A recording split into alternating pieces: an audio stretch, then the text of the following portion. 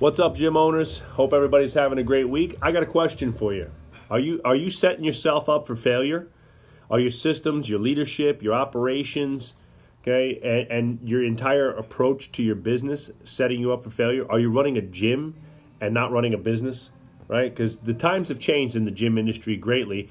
And, just over a decade ago, CrossFit was in its infancy. There was no cycle bar, no Orange Theory, no F45, right? And none of these other like small niche, bar experience, Pilates, stance, all these different places that are opening up all over the place in every strip mall, in every part of the country.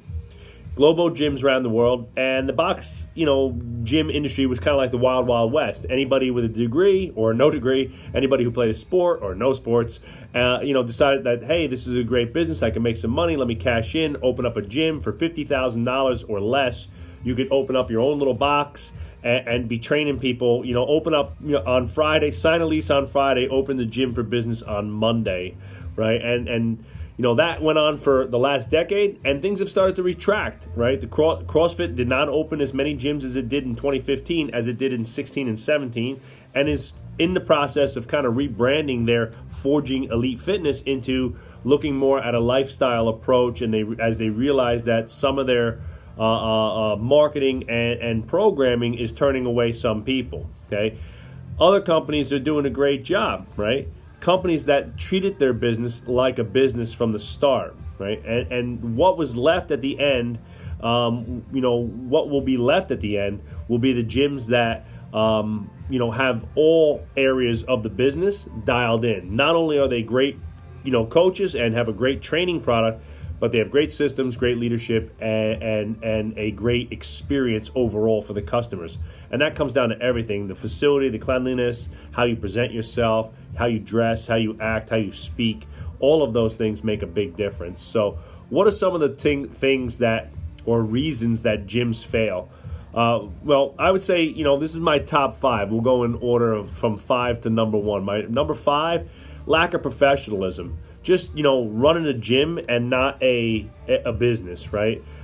Being standoffish when people question your prices or processes, lacking unprofessionalism, being late for meetings, lacking accountability and such, right?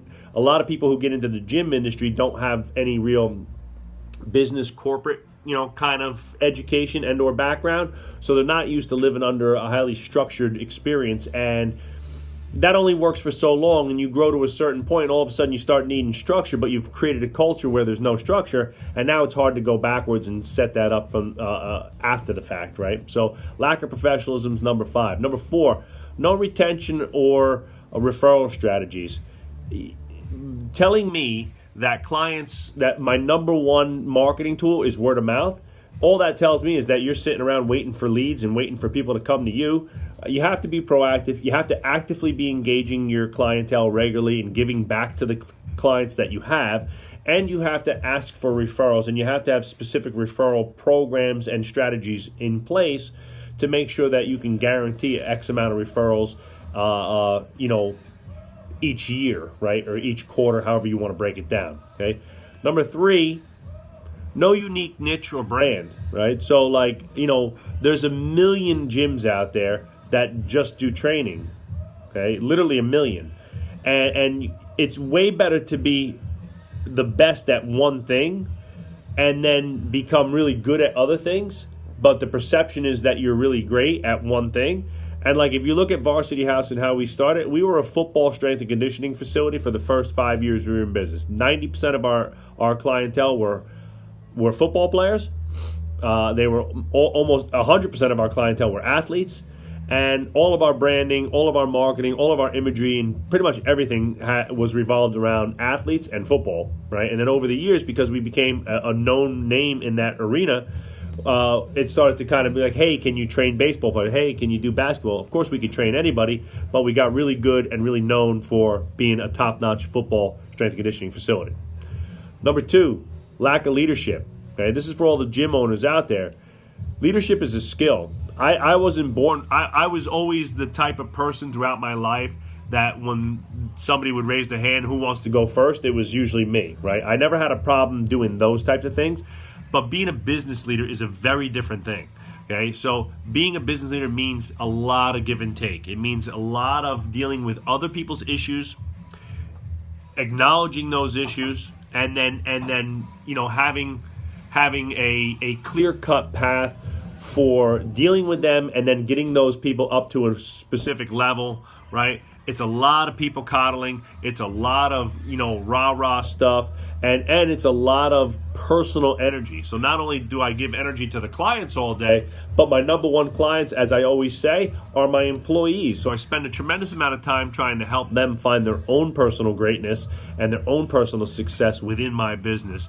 And that takes a lot of work. And that's a skill that can be learned and can be honed and has to be worked on equally as much as going out and getting a new training certification, learning how to do kettlebells or Olympic lifting or whatever it might be, right? Going to specific speaking, leadership, and business management workshops is equally, if not more important, as you get further down the road.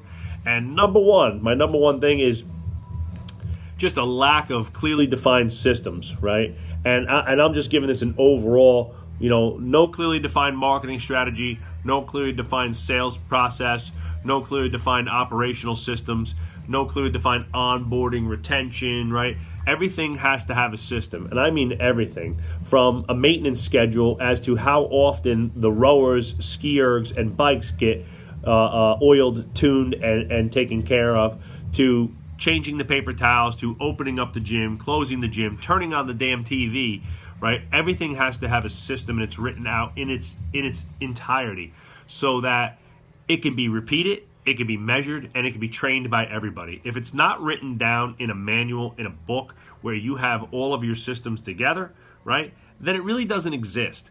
And then it's all in your head, and then you're the person that has to be super reactive and like, oh my God, we're bringing on a new employee. Oh my God, it's so stressful. Oh, it's so much work to bring somebody on. It's so much work to train somebody up. Yeah, because you don't have any of your systems documented, so there's nothing to give them that just says, here, this is how we do things, right? Study this, and then we'll review each section as we go through it, right? It's just like I got to sit there and like literally show them how to do everything, right? You've never trained up anybody else, so you don't have a front-end manager who could show them how to use the POS system. You don't have a head strength and conditioning coach because all the training stuff is in your head, right? So you don't have somebody else that can bring on a junior trainer or a junior coach, right? You don't have an operations manager and somebody else who knows how to do all the onboarding, client retention, marketing, things like that, because you've never taught anybody how to do those things, right? And you've never written it out in a system and then gone through it with everybody, trained it multiple times, looked at the systems, said, does this work, does that work, and things like that. So systems are everything. If you want freedom in your business and you want to make real money and you want to be able to scale and you want to be able to do stuff like this and you want to be able to connect with other people, maybe your thing is training. Maybe your best job or best role within your business is to be on the floor training people. Maybe you are a super talented strength and conditioning coach. So spending 3 hours at your desk, writing a report on your training, probably isn't the best thing, right? So sitting there looking at attendance charts and things like that, right? Maybe that's somebody. So again, $10 work, $20 work, $100 work. Spend the most of your time doing $100 work. Get those systems locked down, right? Delegate those small duties to other people and create a whole bunch of time and freedom for yourself so that you can do things that matter most, whether it's training. If training's your $100 an hour work, then that's great. If it's running a business, connecting, selling, and marketing, then that's your $100 work. Great, okay? But most of you are running around doing $10 jobs and $20 jobs when, as the business owner, you need to focus on the $100 jobs. So that's my tip for everybody today. If you haven't signed up for our newsletter, go to businessofstrength.com. You can read this entire article in its entirety on our website, along with subscribing to our podcast, getting a ton of information and knowledge from strength entrepreneurs and world leaders in strength all over the place. And we'd love to connect with you. So go to businessofstrength.com, shoot me a DM, give me a call, let me know what you need. Let's try to help each other out. See you, gang.